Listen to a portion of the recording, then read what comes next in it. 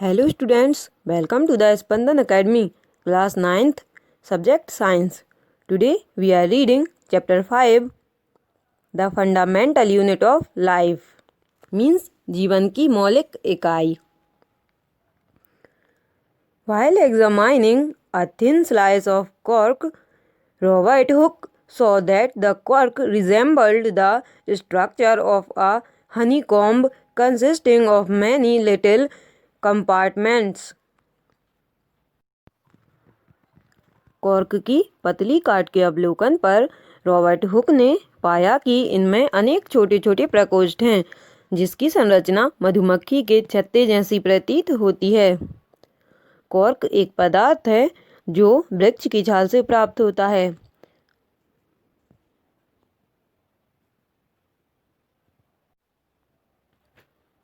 This was in the year 1665 when Hooke made this chance observation through a self-designed microscope.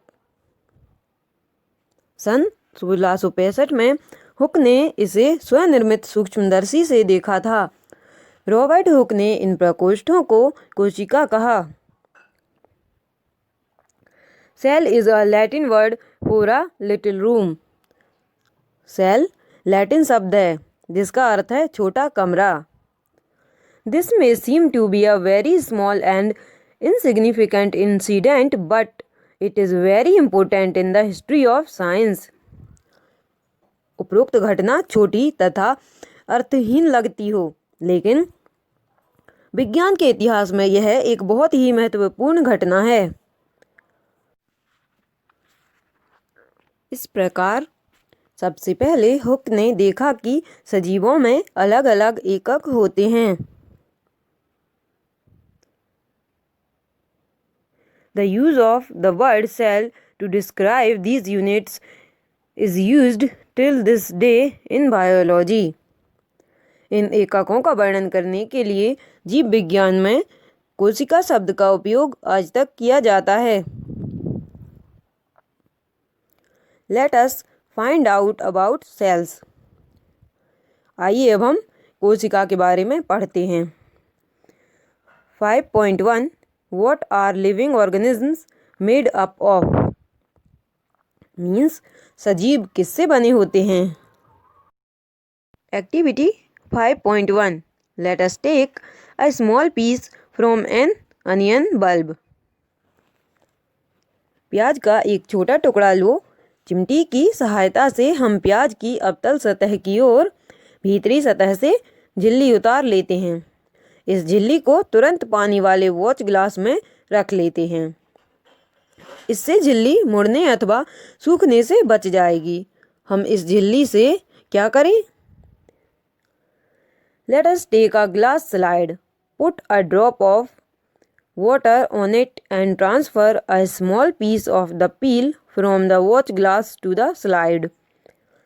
एक कांच की slide लो. इस पर पानी की एक बूंद डालो. अब वॉच ग्लास में रखी झिल्ली के इस छोटे टुकड़े को इस स्लाइड पर रख दो. यह ध्यान रखें कि झिल्ली बिल्कुल सीधी हो. एक पतला पेंट ब्रश इस झिल्ली को स्लाइड पर रखने में आपकी सहायता कर सकता है. अब इस पर एक बूंद सेफ्रामाइन की डालो और इसे कवर स्लिप से ढक दो. कवर स्लिप को सुई की सहायता से इस प्रकार रखें जिससे कि इसमें वायु के बुलबुले ना आने पाएं. Ask your teacher for help. अपने अध्यापक से सहायता लें. हमने प्याज की झिल्ली की अस्थायी स्लाइड बनाई है. अब हम इसे पहले कम शक्ति वाले तथा उसके बाद उच्च शक्ति वाले संयुक्त सूक्ष्मदर्शी से देखते हैं. देखिए, ये जो डायग्राम में दिखाया गया है ये कंपाउंड माइक्रोस्कोप है. मीन्स संयुक्त सूक्ष्मदर्शी है. What do we observe as we look through the lens? आपने सूक्ष्मदर्शी से देखकर क्या ऑब्जर्व किया. Can we draw the structures that we are able to see through the microscope on an observation sheet?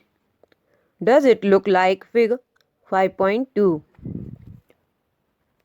क्या आप जो संरचना सूक्ष्मदर्शी के द्वारा देखते हैं उसे कागज पर खींच सकते हैं? क्या यह चित्र 5.2 जैसी दिखाई देती है? देखिए, जो संरचना हमने सूक्ष्मदर्शी से देखी है वो कुछ ऐसी होती है। Cells of an onion peel means प्याज की झिल्ली की कोशिकाएं। सूक्ष्मदर्शी से देखने पर इस डायग्राम की भांति दिखती हैं।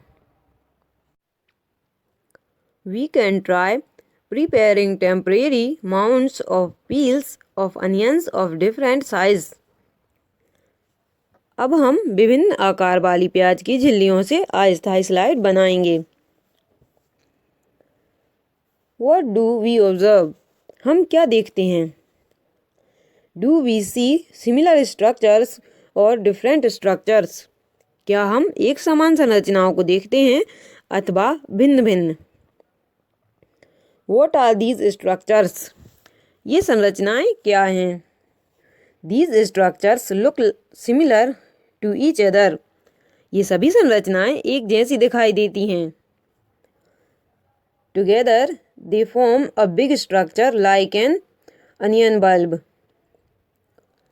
ये सभी मिलकर एक बड़ी संरचना शल्ककंद बनाते हैं जैसे प्याज।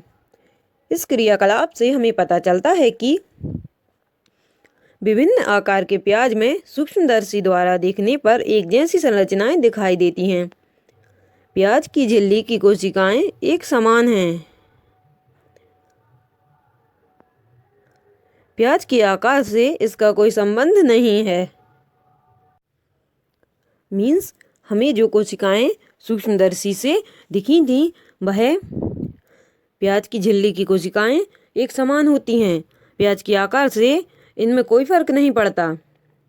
These small structures that we see are the basic building unit of the onion bulb. ये छोटी छोटी संरचनाएं जो हम देख रहे हैं शल्ककंद प्याज की मूलभूत इकाई हैं। इन संरचनाओं को कोशिका कहते हैं। न केवल प्याज बल्कि जितने भी जीव जंतु हम अपने आसपास देखते हैं वे सभी कोशिकाओं से बनते हैं। However, there are also single cells that live on their own. यद्यपि कुछ जीव एक कोशिक भी होते हैं। Cells were first discovered by Robert Hooke in 1665. He observed the cells in a cork slice with the help of a primitive microscope. कोशिका का सबसे पहले पता रॉबर्ट हुक ने 1665 में लगाया था। उसने कोशिका को कॉर्क की पतली काट में अनगढ़ सूक्ष्मदर्शी की सहायता से देखा। ल्यूवेनहॉक 1674 ने सबसे पहले उन्नत सूक्ष्मदर्शी से तालाब के जल में स्वतंत्र रूप से जीवित कोशिकाओं का पता लगाया। रॉबर्ट ब्राउन ने 1831 में कोशिका में केंद्रक का पता लगाया। जे.ई. पुरोकंज ने 1839 में कोशिका में स्थित तरल जैविक पदार्थ को जीवद्रव्य का नाम दिया। The cell theory that all the plants and animals are composed of cells and that the cell is the basic unit of life was presented by two biologists, Sleeden and Swan. दो जीव वैज्ञानिक M स्लीडन 1838 तथा T स्वान 1839 ने कोशिका सिद्धांत के विषय में बताया। इस सिद्धांत के अनुसार सभी पौधे तथा जंतु कोशिकाओं से बने हैं और वे जीवन की मूलभूत इकाई हैं। बिरचो 1855 ने कोशिका सिद्धांत को और आगे बढ़ाया। उन्होंने बताया कि सभी कोशिकाएं पूर्ववर्ती कोशिकाओं से बनती हैं।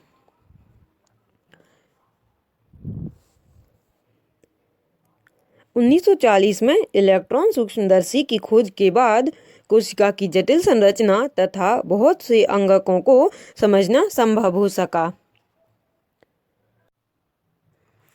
आवर्धक लेंस की खोज के बाद सूक्ष्मदर्शी का आविष्कार संभव हो सका। यह पता चला है कि एकमात्र कोशिका स्वयं में ही एक संपूर्ण जीव जैसे अमीबा, क्लेमिडोमोनास, पैरामीशियम तथा बैक्टीरिया हो सकती है।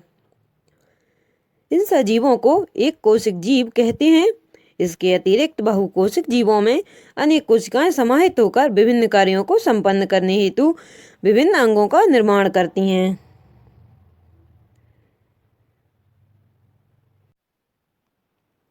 Such as some fungi, plants and animals.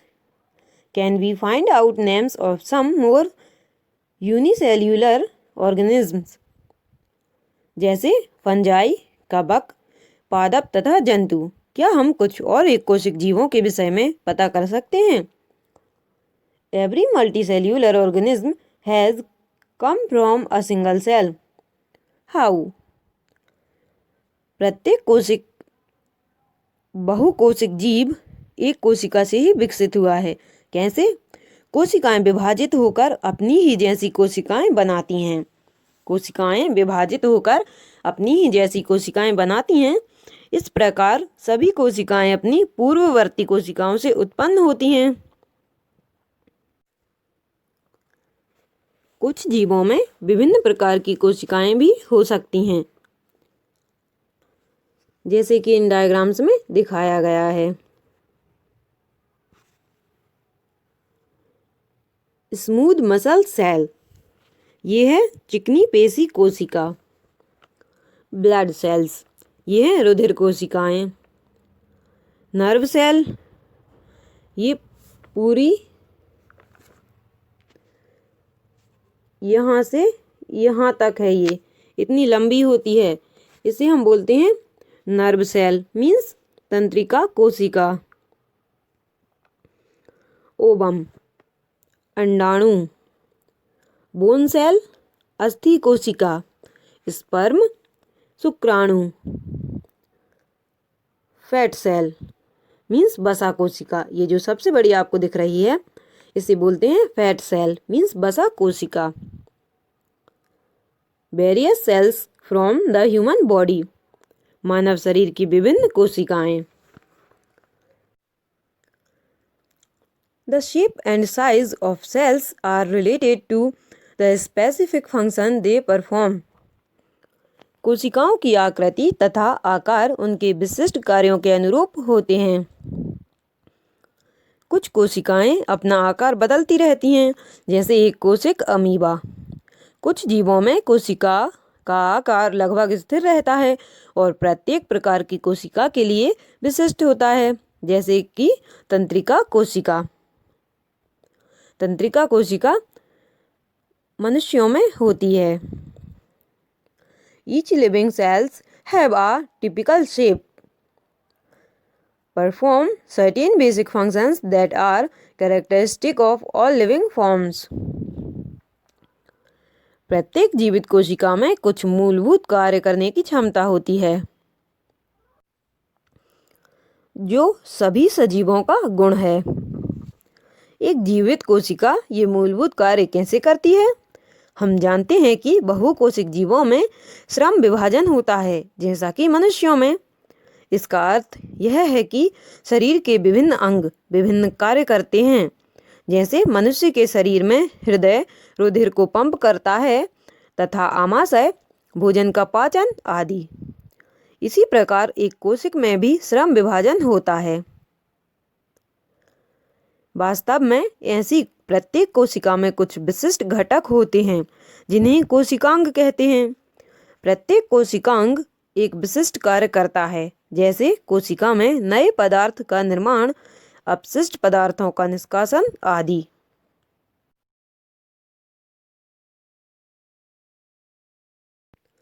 A cell is able to live and perform all its functions because of these organelles. इन कोशिकांगों के कारण ही एक कोशिका जीवित रहती है और अपने सभी कार्य करती है। ये कोशिकांग मिलकर एक मूलभूत इकाई बनाते हैं, जिसे कोशिका कहते हैं।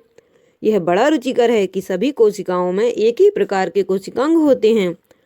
इससे कोई फर्क नहीं पड़ता कि उसके कार्य क्या हैं अथवा वे किस जीव में पाई जाती हैं। 5.2 What is the cell made up of? What is the structural organization of a cell? Means कोशिका किससे बनी होती है, कोशिका का संरचनात्मक संगठन क्या है। We saw above that the cell has special components called organelles. How is a cell organized? हमने देखा कि कोशिका में विशिष्ट घटक होते हैं जिन्हें कोशिकांग कहते हैं। कोशिका कैसे संगठित होती है। If we study a cell under a microscope, we would come across 3 features in almost every cell: plasma membrane, nucleus and cytoplasm. यदि हम कोशिका का अध्ययन सूक्ष्मदर्शी से करें तो हमें लगभग प्रत्येक कोशिकाओं में 3 गुण दिखाई देंगे: प्लाज्मा झिल्ली, केंद्रक तथा कोशिका द्रव्य। कोशिका के अंदर होने वाले समस्त क्रियाकलाप तथा उसकी बाह्य पर्यावरण से पारस्परिक क्रियाएं इन्हीं गुणों के कारण संभव हैं। Let us see how. आइए हम देखते हैं कैसे। प्लाज्मा मेम्ब्रेन और सेल मेम्ब्रेन। प्लाज्मा झिल्ली अथवा कोशिका झिल्ली। This is the outermost covering of the cell that separates the contents of the cell from its external environment. यह कोशिका की सबसे बाहरी परत है जो कोशिका के घटकों को बाहरी पर्यावरण से अलग करती है। प्लाज्मा झिल्ली कुछ पदार्थों को अंदर अथवा बाहर आने जाने देती है। It also prevents movement of some other materials. यह अन्य पदार्थों की गति को भी रोकती है। कोशिका झिल्ली को इसलिए वर्णात्मक पारगम्य झिल्ली कहते हैं। क्या कहते हैं? वर्णात्मक पारगम्य झिल्ली। Means permeable membrane. कुछ पदार्थ जैसे कार्बन डाइऑक्साइड अथवा ऑक्सीजन कोशिका झिल्ली के आर पार विसरण प्रक्रिया द्वारा आ जा सकते हैं। कुछ इसी प्रकार की प्रक्रिया कोशिका में होती है, जैसे जब कुछ पदार्थ जैसे CO2 जो एक कोश की अपशिष्ट है और जिसका निष्कासन आवश्यक है, कोशिका में एकत्र हो जाती है तो उसकी सांद्रता बढ़ जाती है। कोशिका के बाह्य पर्यावरण में CO2 की सांद्रता कोशिका में स्थित CO2 की सांद्रता की अपेक्षा कम होती है। अतः कोशिका तथा बाह्य पर्यावरण में गैसों के आदान प्रदान में विसरण एक महत्वपूर्ण भूमिका निभाती है। Water also obeys the law of diffusion. जल भी विसरण के नियमों के अनुकूल व्यवहार करता है। जल के अणुओं की गति जब वर्णात्मक पारगम्य झिल्ली द्वारा हो तो उसे परासरण कहते हैं। प्लाज्मा झिल्ली से जल की गति जल में घुले पदार्थों की मात्रा के कारण भी प्रभावित होती है। What will happen if we put an animal cell or a plant cell into a solution of sugar or salt in water? यदि हम किसी जंतु कोशिका अथवा पादप कोशिका को शक्कर अथवा नमक के विलयन में रखें तो क्या होगा? निम्नलिखित 3 घटनाओं में से एक घटना हो सकती है। Number 1. If the medium surrounding the cell has a higher water concentration than the cell, meaning that the outside solution is very dilute, the cell will gain water by osmosis. यदि कोशिका को तनु विलयन वाले माध्यम अर्थात जल में शक्कर अथवा नमक की मात्रा कम और जल की मात्रा ज़्यादा है में रखा गया है तो जल परासरण विधि द्वारा कोशिका के अंदर चला जाएगा। ऐसे विलयन को अल्प परासरण दाबी विलयन कहते हैं। Number 2. If the medium has exactly the same water concentration as the cell, there will be no net movement of water across the cell membrane. यदि कोशिका को ऐसे माध्यम विलयन में रखा जाए जिसमें बाह्य जल की सांद्रता कोशिका में स्थित जल की सांद्रता के ठीक बराबर हो तो कोशिका झिल्ली से जल में कोई शुद्ध गति नहीं होगी। ऐसे विलयन को समपरासारी विलयन कहते हैं। जल कोशिका झिल्ली के दोनों ओर आता जाता है, लेकिन जल की जो मात्रा अंदर गई उतनी ही बाहर आ जाती है। If the medium has a lower concentration of water than the cell, meaning that it is a very concentrated solution, the cell will lose water by osmosis. यदि कोशिका के बाहर वाला विलयन अंदर के घोल से अधिक सांद्र है तो जल परासरण द्वारा कोशिका से बाहर आ जाएगा। ऐसे विलयन को अति परासरणदाबी विलयन कहते हैं। पुनः जल कोशिका झिल्ली के दोनों ओर आ जा सकता है। Therefore, the cell will shrink. इसलिए कोशिका सिकुड़ जाएगी। Thus, osmosis is a special case of diffusion through a selectively permeable membrane. परासरण इस प्रकार विसरण की एक विशिष्ट विधि है जिसमें वर्णात्मक झिल्ली द्वारा गति होती है।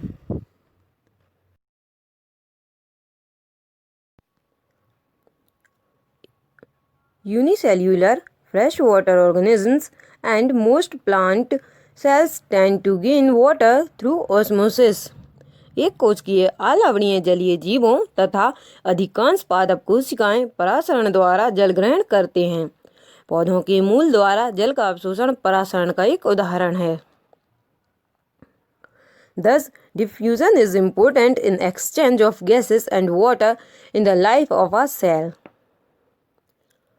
इस प्रकार कोशिका के जीवन में विसरण जल तथा गैसों के आदान प्रदान की प्रक्रिया में महत्वपूर्ण भूमिका निभाता है। इसके अतिरिक्त विसरण कोशिका को अपनी बाहरी पर्यावरण से पोषण ग्रहण करने में सहायता करता है। The flexibility of the cell membrane also enables the cell to engulf in food and other material from its external environment. Plasma झिल्ली लचीली होती है और कार्बनिक अणुओं जैसे लिपिड तथा प्रोटीन की बनी होती है। प्लाज्मा झिल्ली की रचना हम केवल इलेक्ट्रॉन सूक्ष्मदर्शी से देख सकते हैं। कोशिका झिल्ली का लचीलापन एक कोशिक जीवों में कोशिका के बाह्य पर्यावरण से अपना भोजन तथा अन्य पदार्थ ग्रहण करने में सहायता करता है। ऐसी प्रक्रिया को एंडोसाइटोसिस कहते हैं। अमीबा अपना भोजन इसी प्रक्रिया द्वारा प्राप्त करता है। Cell wall. अब हम पढ़ते हैं कोशिका भित्ति। Plant cells in addition to the plasma membrane have another rigid outer covering called the cell wall. पादप कोशिकाओं में प्लाज्मा झिल्ली के अतिरिक्त कोशिका भित्ति भी होती है। पादप कोशिका भित्ति मुख्यतः सेल्यूलोज की बनी होती है। The plant cell wall is mainly composed of cellulose. Cellulose is a complex substance and provides structural strength to plants. Cellulose एक बहुत जटिल पदार्थ है और यह पौधों को संरचनात्मक दृढ़ता प्रदान करता है। When a living plant cell loses water through osmosis, there is shrinkage or contraction of the contents of the cell away from the cell wall. जब किसी पादप कोशिका में परासरण द्वारा पानी की हानि होती है तो कोशिका झिल्ली सहित आंतरिक पदार्थ संकुचित हो जाते हैं। इस घटना को जीव द्रव्य कुंचन कहते हैं। क्या कहते हैं? जीव द्रव्य कुंचन। Cell walls permit the cells of plants, fungi and bacteria to withstand very dilute hypotonic external media without bursting. कोशिका भित्ति पौधों, कवक तथा बैक्टीरिया की कोशिकाओं को अपेक्षाकृत कम तनु विलयन में बिना फटे बनाए रखती है। ऐसे माध्यम से कोशिका परासरण विधि द्वारा पानी लेती है। कोशिका फूल जाती है और कोशिका भित्ति के ऊपर दबाव डालती है। कोशिका भित्ति भी फूली हुई कोशिका के प्रति समान रूप से दबाव डालती है। Because of their walls, such cells can withstand much greater changes in the surrounding medium than animal cells. कोशिका भित्ति के कारण पादप कोशिकाएं परिवर्तनीय माध्यम को जंतु कोशिका की अपेक्षा आसानी से सहन कर सकती हैं।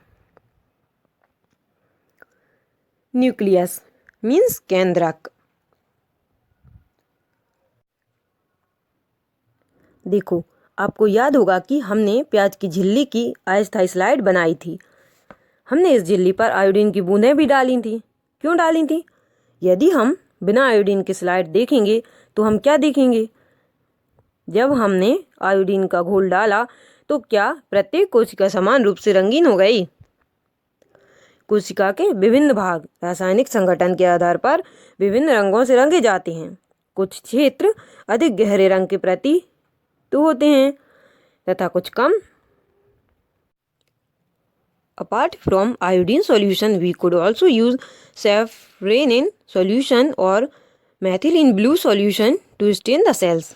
कोशिका को रंगने के लिए हम आयोडीन विलयन के अतिरिक्त सैफरानिन अथवा मैथिलीन ब्लू विलयन का भी उपयोग कर सकते हैं।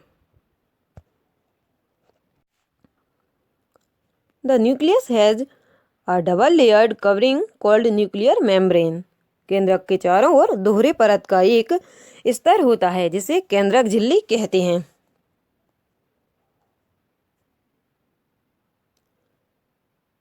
केंद्रक झिल्ली में छोटे छोटे छिद्र होते हैं।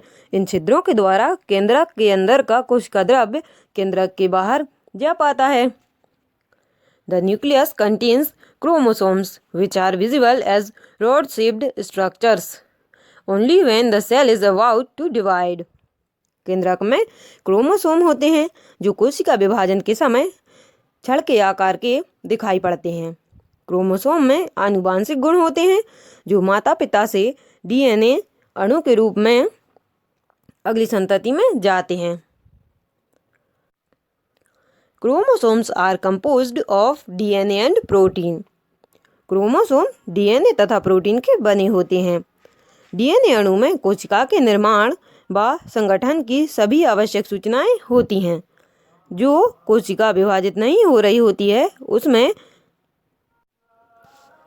यह डीएनए क्रोमेटिन पदार्थ के रूप में विद्यमान रहता है।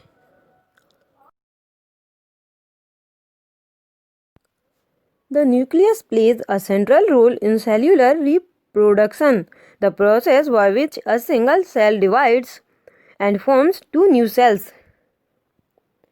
कुछ जीवों में कोशिकीय जनन में केंद्रक महत्वपूर्ण भूमिका निभाता है।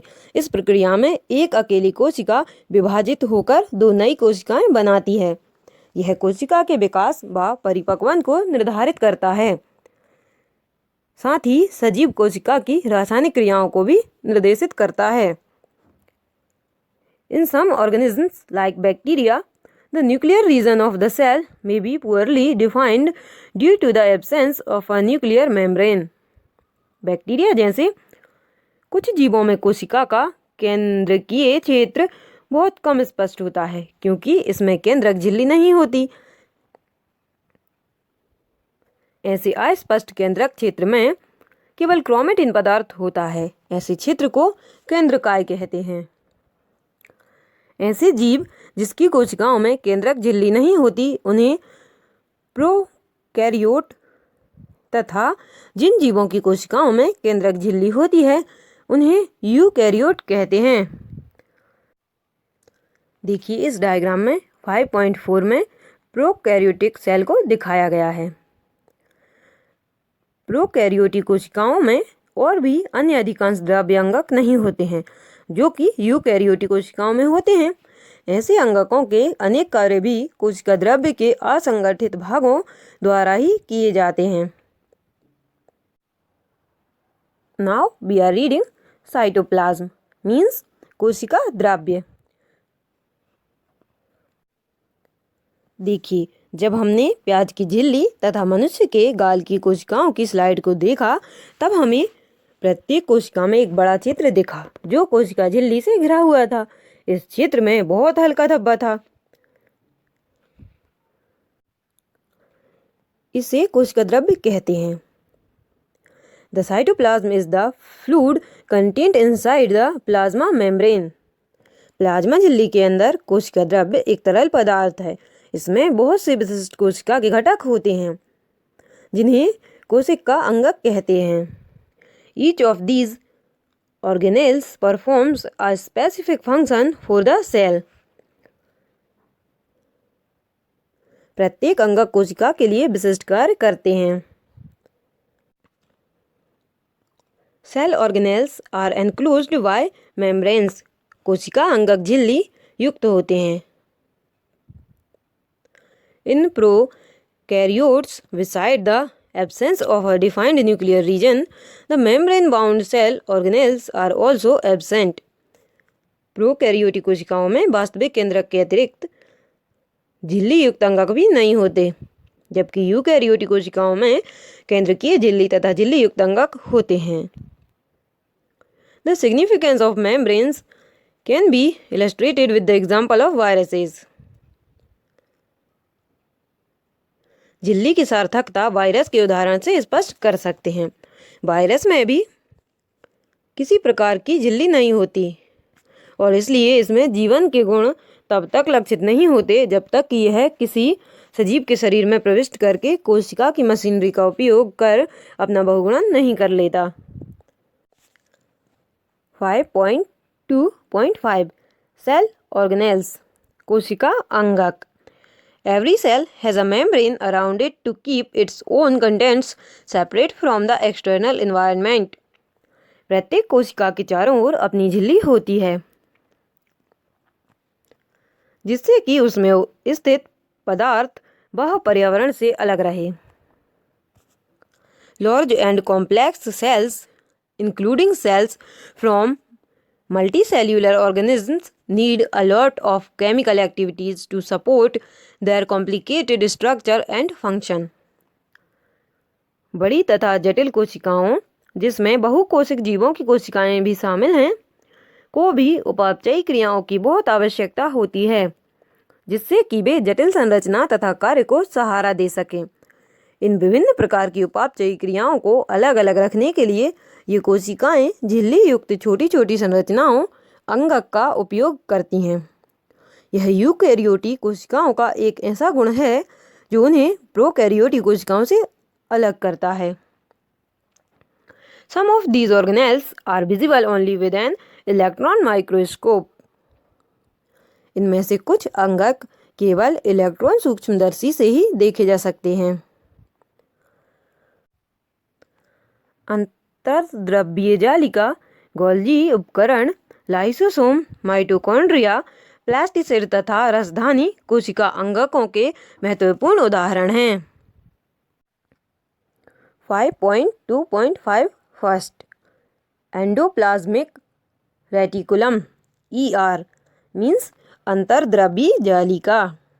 The endoplasmic reticulum ER is a large network of membrane bound tubes and sheets. अंतर्द्रव्यीय जालिका झिल्ली युक्त नलिकाओं तथा शीट का एक बहुत बड़ा तंत्र है। ये लंबी नलिका अथवा गोल या आयताकार थैलों पुटिकाओं की तरह दिखाई देती हैं। The ER membrane is similar in structure to the plasma membrane. अंतर्द्रव्यीय जालिका की रचना भी प्लाज्मा झिल्ली के समरूप होती है। अंतर्द्रव्यीय जालिका दो प्रकार की होती है, खुरदरी अंतर्द्रव्यीय जालिका RER तथा चिकनी अंतर्द्रव्यीय जालिका SER। RER looks rough under a microscope because it has particles called ribosomes attached to its surface. RER सूक्ष्मदर्शी से देखने पर खुरदरी दिखाई पड़ती है क्योंकि इस पर राइबोसोम लगे होते हैं। राइबोसोम पर प्रोटीन संश्लेषित होती है। RER तैयार प्रोटीन को आवश्यकतानुसार ER के द्वारा कोशिका के अन्य भागों में भेज देता है। The SER helps in the manufacture of fat molecules or lipids important for cell function. SER वसा अथवा लिपिड अणुओं के बनाने में सहायता करती है। यह कोशिकीय क्रिया के लिए बहुत महत्वपूर्ण है। कुछ प्रोटीन तथा वसा कोशिका झिल्ली को बनाने में सहायता करते हैं। This process is known as membrane biogenesis. इस प्रक्रिया को झिल्ली जीवत जनन कहते हैं। कुछ अन्य प्रोटीन तथा वसा एंजाइम एवं हार्मोन की भांति कार्य करते हैं। Although the ER varies greatly in appearance in different cells, it always forms a network system. यद्यपि विभिन्न कोशिकाओं में ER भिन्न रूपों में दिखाई देती है, परंतु सदैव एक जालिका तंत्र का निर्माण करती है। देखिए इस डायग्राम में एनिमल सेल को दिखाया गया है, मीन्स जंतु कोशिका। Thus, one function of the ER is to serve as channels for the transport of materials, especially proteins, between various regions of the cytoplasm or between the cytoplasm and the nucleus. इस प्रकार ER का एक कार्य कोशिका द्रव्य के विभिन्न क्षेत्रों के मध्य अथवा कोशिका द्रव्य के विभिन्न क्षेत्रों तथा केंद्रक के मध्य पदार्थों, मुख्यतः प्रोटीन के परिवहन के लिए नलिका के रूप में कार्य करना है। ER कोशिका की कुछ जैव रासायनिक क्रियाओं के लिए कोशिका द्रव्य ढांचे का कार्य भी करती है। देखिए इस पिक्चर में हमें प्लांट सेल को दिखाया गया है, मीन्स पादप कोशिका। Now we are reading Golgi apparatus, Golgi उपकरण। The Golgi apparatus, first described by Camillo Golgi, consists of a system of membrane-bound vessels arranged approximately parallel to each other in stacks called cisterns. Golgi उपकरण का सबसे पहले विवरण Camillo Golgi ने किया था। Golgi उपकरण झिल्ली युक्त पुटिका है जो एक दूसरे के ऊपर समानांतर रूप से सजी रहती हैं, जिन्हें कुंडिका कहते हैं। इन झिल्लियों का संपर्क ER झिल्लियों से होता है और इसलिए जटिल कोशिकीय झिल्ली तंत्र के दूसरे भाग को बनाती हैं। The material synthesized near the ER is packaged and dispatched to various targets inside and outside the cell through the Golgi apparatus. ER में संश्लेषित पदार्थ गोल्जी उपकरण में पैक किए जाते हैं और उन्हें कोशिका के बाहर तथा अंदर विभिन्न क्षेत्रों में भेज दिया जाता है। इस कार्य में शामिल हैं पुटिका में पदार्थों का संचयन, रूपांतरण तथा बंद करना।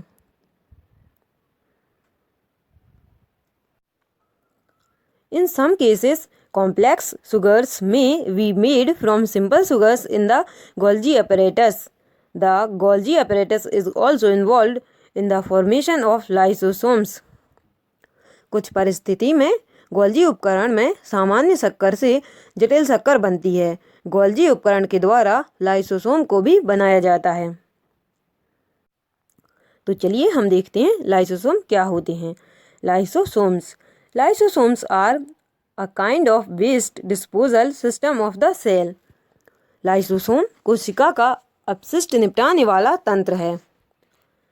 Lysosomes help to keep the cell clean by digesting any foreign material as well as worn out cell organelles. Lysosome बाहरी पदार्थ के कोशिका अंगकों के टूटे फूटे भागों को पाचित करके कोशिका को साफ करते हैं। कोशिका के अंदर आने वाले बाहरी पदार्थ जैसे बैक्टीरिया अथवा भोजन तथा पुराने अंगक लाइसोसोम में चले जाते हैं, जो उन्हें छोटे छोटे टुकड़ों में तोड़ देते हैं। लाइसोसोम में बहुत शक्तिशाली पाचनकारी एंजाइम होते हैं जो सभी कार्बनिक पदार्थों को तोड़ सकने में सक्षम होते हैं। कोशिकीय चयापचय में व्यवधान के कारण जब कोशिका क्षतिग्रस्त या मृत हो जाती है तो लाइसोसोम फट जाते हैं और एंजाइम अपनी ही कोशिकाओं को पाचित कर देते हैं। इसलिए लाइसोसोम को कोशिका की आत्मघाती थैली भी कहते हैं। Therefore, lysosomes are also known as the suicide bags of a cell. Structurally, lysosomes are membrane-bound sacs filled with digestive enzymes. These enzymes are made by RER. संरचनात्मक दृष्टि से लाइसोसोम में झिल्ली से घिरी हुई संरचना होती है जिनमें पाचक एंजाइम होते हैं। RER इन एंजाइमों को बनाते हैं।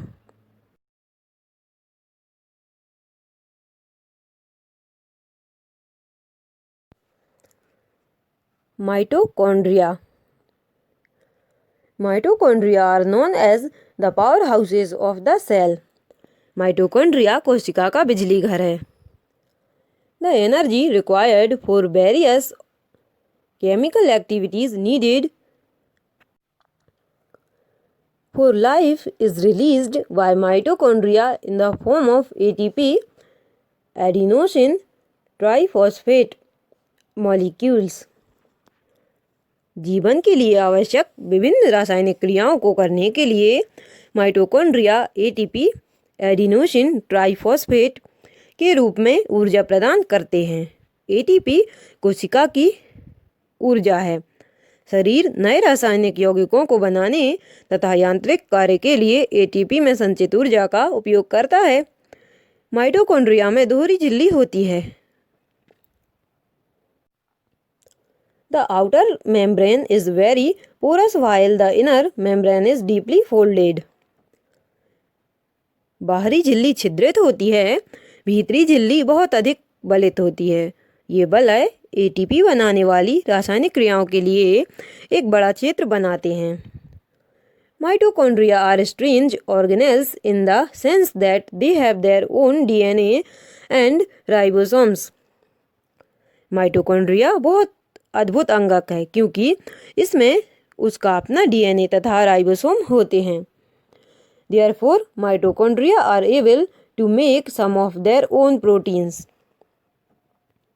अतः माइटोकॉन्ड्रिया अपना कुछ प्रोटीन स्वयं बनाते हैं। Plastids. Plastids are present only in plant cells. Plastid केवल पादप कोशिकाओं में स्थित होते हैं। There are two types of plastids, chromoplasts, colored plastids, and leucoplasts, white और colorless plastids. प्लास्टिड दो प्रकार के होते हैं, क्रोमोप्लास्ट मीन्स रंगीन प्लास्टिड तथा ल्यूकोप्लास्ट श्वेत तथा रंगीन प्लास्टिड। जिस प्लास्टिड में क्लोरोफिल वर्णक होता है उसे क्लोरोप्लास्ट कहते हैं। पौधों में क्लोरोप्लास्ट प्रकाश संश्लेषण के लिए बहुत आवश्यक है। क्लोरोप्लास्ट में क्लोरोफिल के अतिरिक्त विभिन्न पीले अथवा नारंगी रंग के वर्णक भी होते हैं। Leucoplasts are primarily organelles in which materials such as starch, oils and protein granules are stored. Leucoplast प्राथमिक रूप से अंगक है जिसमें स्टार्च, तेल तथा प्रोटीन जैसे पदार्थ संचित होते हैं। The internal organisation of the plastids consist of numerous membrane layers embedded in a material called the stroma. Plastid की भीतरी रचना में बहुत सी झिल्ली वाली परतें होती हैं जो स्ट्रोमा में स्थित होती हैं। प्लास्टिड बाह्य संरचना में माइटोकॉन्ड्रिया की तरह होते हैं। Like the mitochondria, plastids also have their own DNA and ribosomes. Mitochondria की तरह प्लास्टिड में भी अपना DNA तथा राइबोसोम होते हैं। वैक्यूलस मीन्स रसधानियाँ। Vacuoles are storage sacs for solid or liquid contents. रसधानियाँ ठोस अथवा तरल पदार्थों की संग्राहक थैलियाँ हैं। Vacuoles are small sized in animal cells while plant cells have very large vacuoles. जंतु कोशिकाओं में रसधानियाँ छोटी होती हैं जबकि पादप कोशिकाओं में रसधानियाँ बहुत बड़ी होती हैं। The central vacuole of some plant cells may occupy 50 to 90% of the cell volume. कुछ पौधों की कोशिकाओं की केंद्रकीय राजधानी की माप कोशिका के आयतन का 50 से 90% तक होता है। In plant cells, vacuoles are full of cell soap and provide turgidity and rigidity to the cell. पादप कोशिकाओं की राजधानियों में कोशिका द्रव्य भरा रहता है और ये कोशिकाओं को स्फीति तथा कठोरता प्रदान करती हैं। पौधों के लिए आवश्यक बहुत से पदार्थ राजधानी में स्थित होते हैं। ये अमीनो अम्ल, शर्करा, विभिन्न कार्बनिक अम्ल तथा कुछ प्रोटीन हैं। In single-celled organisms like amoeba, the food vacuole contains the food items that the amoeba has consumed. एक कोशिक जीवों जैसे अमीबा की खाद्य राजधानी में उनके द्वारा उपभोग में लाए गए खाद्य पदार्थ होते हैं। कुछ एक कोशिक जीवों में विशिष्ट राजधानियां अतिरिक्त जल तथा कुछ अपशिष्ट पदार्थों को शरीर से बाहर निकालने में महत्वपूर्ण भूमिकाएं निभाती हैं। Each cell thus acquires its structure and ability to function because of the organization of its membrane and organelles in specific ways. प्रत्येक कोशिका की अपनी एक संरचना होती है जिसके द्वारा वे विशिष्ट कार्य जैसे श्वसन, पोषण तथा अपशिष्ट पदार्थों का उत्सर्जन अथवा नई प्रोटीन बनाने में सहायता करते हैं। This helps the cells to perform functions like respiration, obtaining nutrition and clearing of waste material or forming new proteins. ऐसा उनकी झिल्ली तथा अंगकों की विशिष्ट संरचना के कारण संभव हो पाता है। Thus, the cell is the fundamental structural unit of living organisms. It is also the basic functional unit of life. अतः कोशिका सजीवों की एक मूलभूत संरचनात्मक इकाई है। यह जीवन की एक मूलभूत क्रियात्मक इकाई भी है। And this chapter is completed. Thank you.